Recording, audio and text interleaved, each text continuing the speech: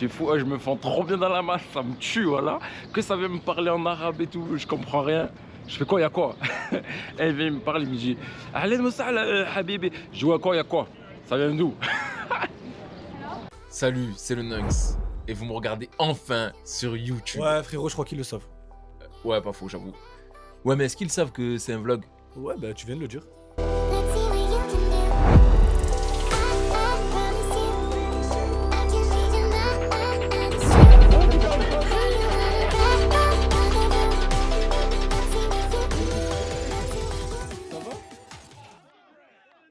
Du coup les gars, welcome, on est en Arabie Saoudite. Bienvenue en Arabie Saoudite. Bon, c'est un petit vlog de, je pense, 10 minutes. En mode léger Guy, en mode léger Hess l'enfoiré les gars. On va aller vite fait voir quelques trucs. Je sais même pas ce qu'on va faire, c'est juste vite fait, histoire de chill. En vrai, j'ai fait une vidéo YouTube juste pour vous montrer ma tenue, c'est tout. Waouh. Il existe des lieux sur Terre qui ne sont pas simplement des endroits que l'on visite, mais des endroits que l'on ressent.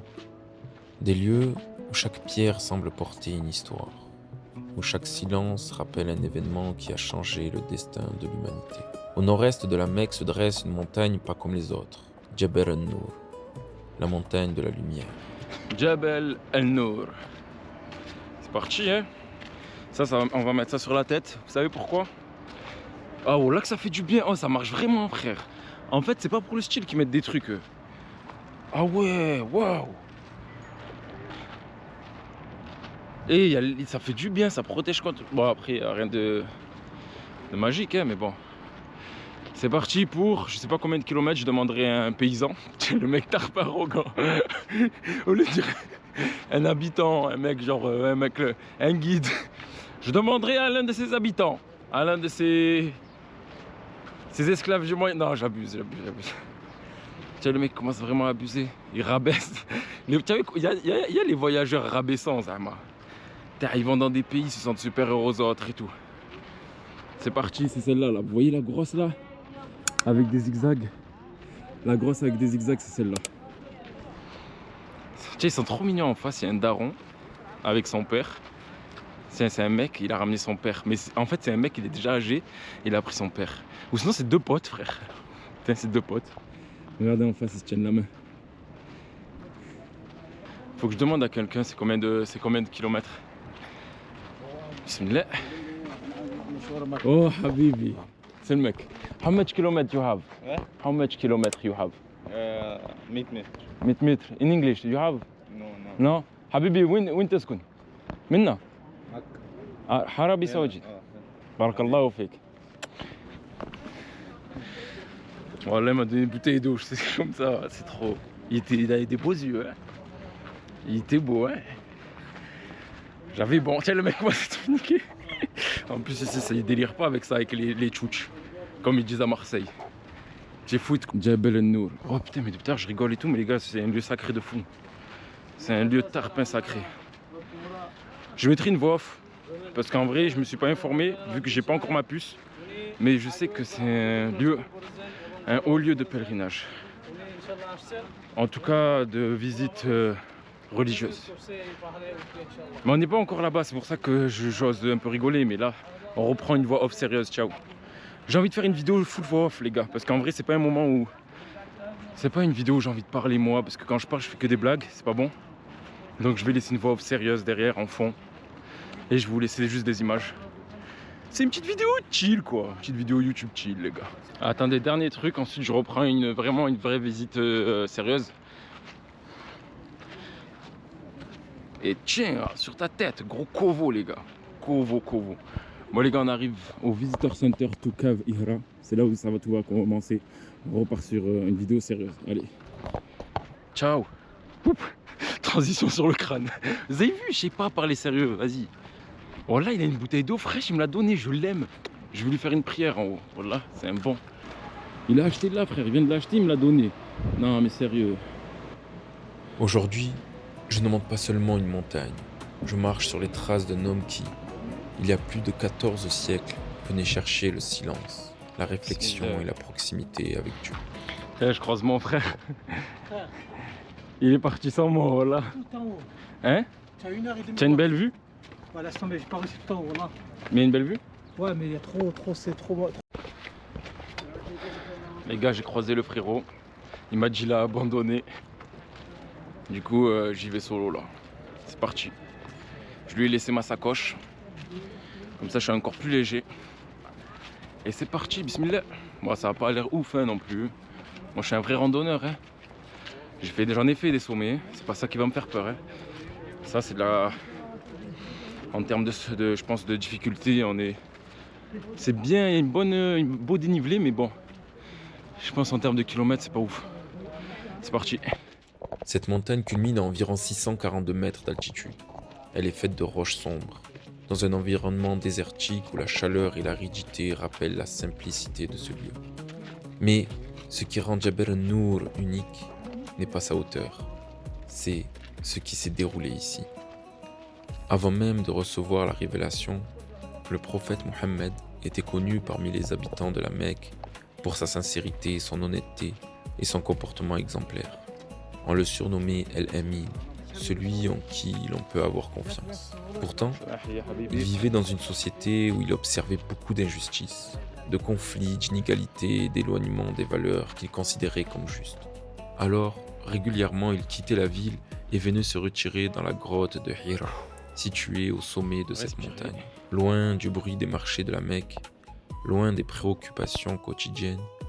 Il passait du temps dans la méditation, la réflexion et la contemplation de la création d'Allah. Cette retraite n'était pas une fuite du monde, c'était une recherche de vérité. Et c'est dans ce lieu isolé, dans une petite grotte au cœur de la montagne, qu'un événement allait bouleverser l'histoire.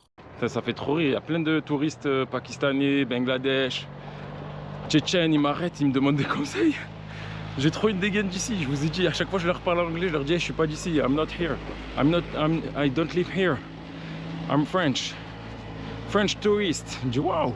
Selon la tradition islamique, durant le mois de Ramadan, alors que le prophète Mohammed était dans la grotte de Hira, l'ange Jibril, l'ange Gabriel, lui est apparu avec un message venant de Dieu. Les premiers mots révélés furent « Lis au nom de ton Seigneur qui a créé ». Machallah, les frères avec des frérots de Toulouse. Comment tu t'appelles mon frère? Aïssam. Aïssam et... Comment? Reda. Reda, machallah mes frères. Faites ça à vous. Toi aussi mon frère. Et bon séjour. Salam.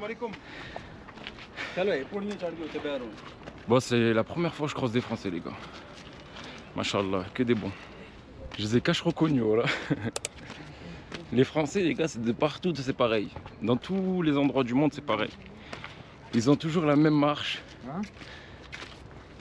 La même, je sais pas, dans la tête, ça se voit direct quand c'est français. Voilà, je sais pas. En tout cas, je parle pas français. French Arabic, comme ils disent. Vous avez vu les French Arabic? On se reconnaît trop entre nous. Juste à la façon de marcher. Ces premiers versets marquaient le début de la révélation du Coran. Un moment immense, difficile à imaginer. Un homme seul dans une grotte, au milieu d'une montagne, reçoit un message qui allait traverser les siècles et toucher des milliards de personnes. Je crois mon frère là, il essaie de me décourager, hein, parce que c'est pas ouf. Hein. À part si j'ai une condition physique trop cheatée, je suis trop fort. Je crois que c'est ça, c'est parce que je fais des semi-marathons. Je cours un peu souvent. Très faisable. Après, je suis pas encore arrivé, je parlais. Mais ça va, je trouve qu'on n'est pas trop loin. Faut que j'arrête de parler fort. Ah les gars, c'est des Françaises. 4 minutes, on y est.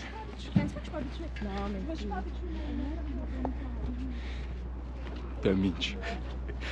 Bon les frères, on se reconcentre sur l'objectif numéro 1, qui est d'aller dans Jabal an-Nour.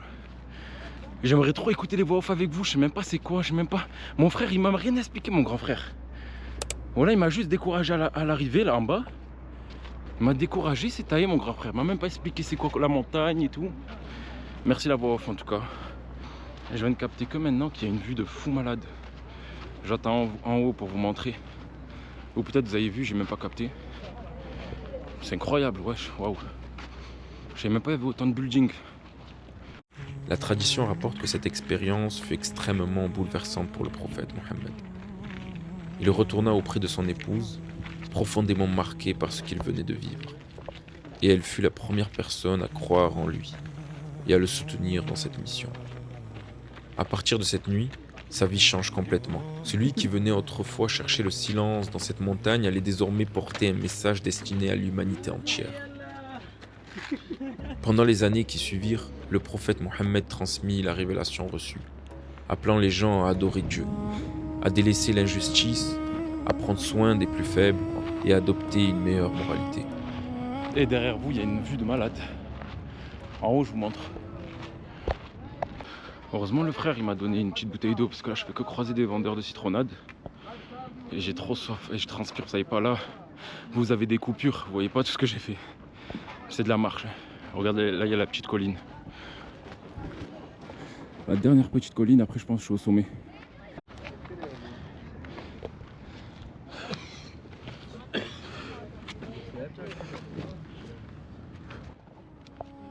Mais cette mission ne fut pas facile. Il rencontra des oppositions, des moqueries et des épreuves.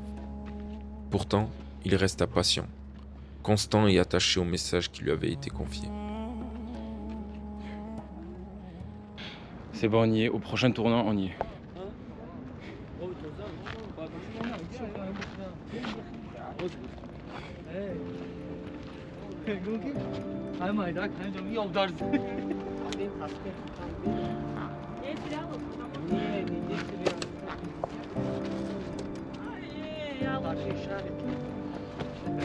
Reconnaissance fois 1000. Reconnaissance fois 1000. Wesh, il y a un marché en haut. Wesh, comment ils ont fait? Non, c'est déjà, ils sont trop chauds. Ils sont vraiment chauds.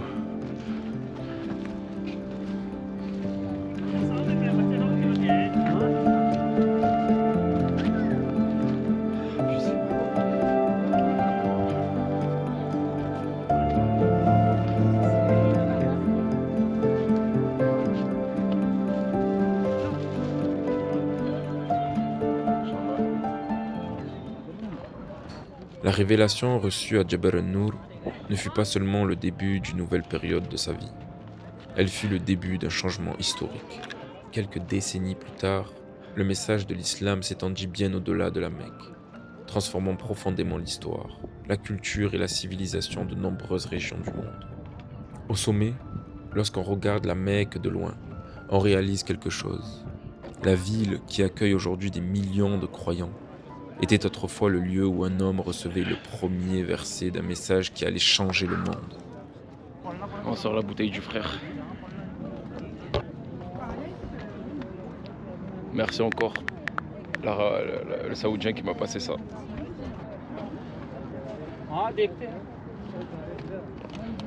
Vous avez vu là-bas, il y a un grand, comme un Big Ben. Eh ben, c'est l'horloge. Aujourd'hui, en arrivant au sommet de Jabal al-Nour, je ne regarde pas seulement un paysage. Je regarde un lieu où l'histoire a commencé.